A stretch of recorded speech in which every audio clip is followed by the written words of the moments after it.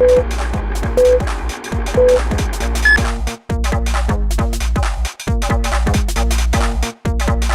President Joe Biden has us a little confused. Last weekend he was in Selma, Alabama to commemorate the 1965 Civil Rights March known as Bloody Sunday. He hailed the progress in combating segregation and injustice and said he regretted not getting involved sooner. I have one regret. It took me 48 years to get here. I should have been here. I should have been here. Okay, that's all good, but the very next day, Biden was in Washington at the AIPAC conference praising the Obama administration for being the only country on the UN Human Rights Council to vote against a fact-finding mission on Israeli settlements.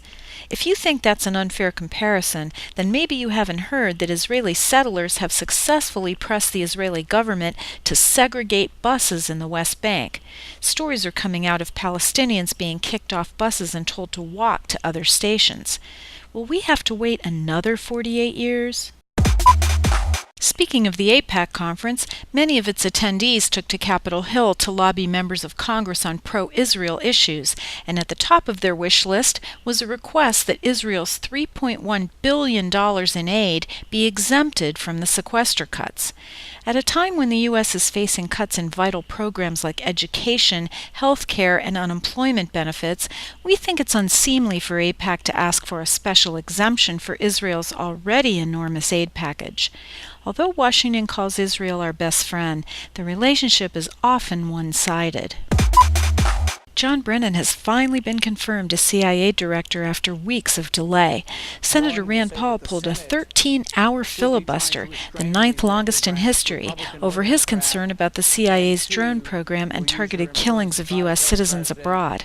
Going one step further, Attorney General Eric Holder wrote in a letter to Paul that the president has the authority in an extraordinary circumstance to target U.S. citizens on American soil.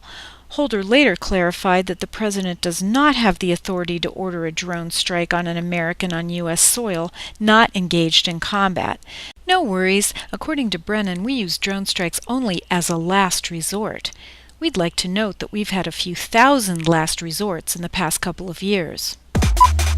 Anti-Muslim activist Pamela Geller is pouting over being blacklisted from speaking at this year's AIPAC, the country's largest annual conservative conference. A regular fixture in recent years, Geller says that if AIPAC won't let her speak, then she's not going. We think it's about time someone ignored her. Her inflammatory anti-Muslim, anti-Arab rhetoric is too often given a national mainstream platform, especially by the Republican Party. AIPAC's decision may mean that Geller and her cohorts have been relegated to the fringe. And guess who Geller is blaming for the snub? Grover Norquist, who happens to be married to an Arab American.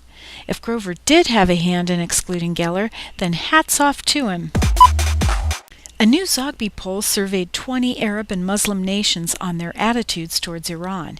AAI President Jim Zogby presented the findings along with a panel of experts at the Woodrow Wilson Center in Washington, D.C. The results show that favorable views towards Iran have decreased significantly from where they were in 2006. The reasons? Meddling in Syria and Iraq, nuclear ambitions, and other no-nos.